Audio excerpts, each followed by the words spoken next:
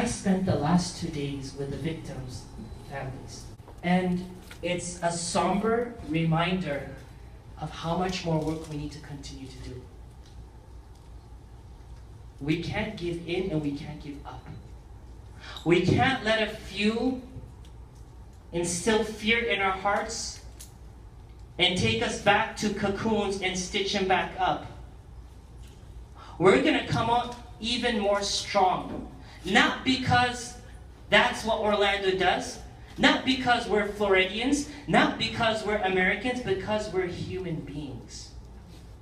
And the day we start fractioning humans into categories and sects, are you Latino, Hispanic, Asian, Caucasian, African? Are you Muslim, Christian, Jew, Buddhist? If you're Muslim, are you Sunni, Shia, Qadiani, Ismaili? If you're Christian, Baptist or Lutheran or Presbyterian or Catholic? If you're Jew, are you liberal Jew or conservative Jew? Stop it. Are you straight? Are you gay? Are you transsexual? Are you bisexual? Are you lesbian? Let every human being be a human being. And let's all stand for humanity as human beings. We are one, undivided, and no one will divide us. If ISIS wants to hear us, we'll tell them straight, sorry.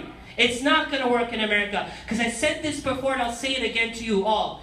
The only thing the world envies America, make this clear, I'm saying to our politicians, our religious leaders, they don't envy us for our technology. iPhones made in China. They don't envy us for our roads. There are roads in Europe and even South America that are better than our roads. They don't envy us for our water system. I'm not even going to go there, right? They don't envy us for our architecture. Just take a plane from here, Emirates, 14 hours, you're in Dubai. Lo and behold, architecture of the 21st century.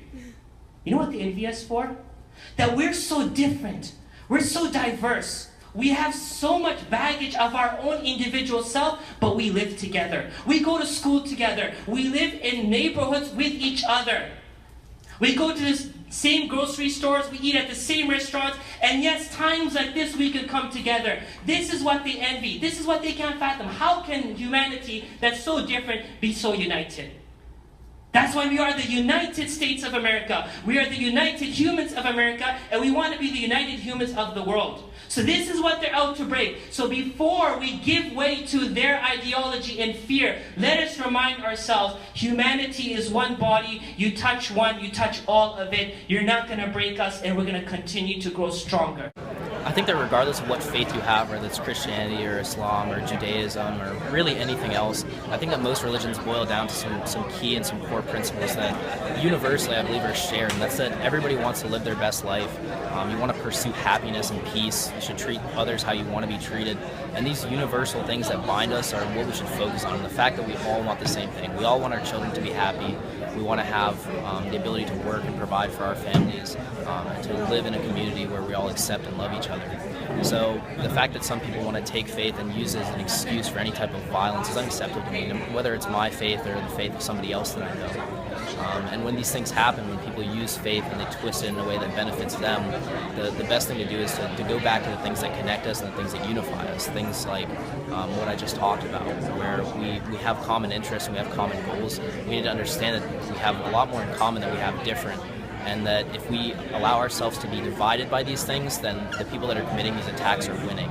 We are obviously distraught because it's just human life. You know, I tell my kids, if you see ants, you walk around them.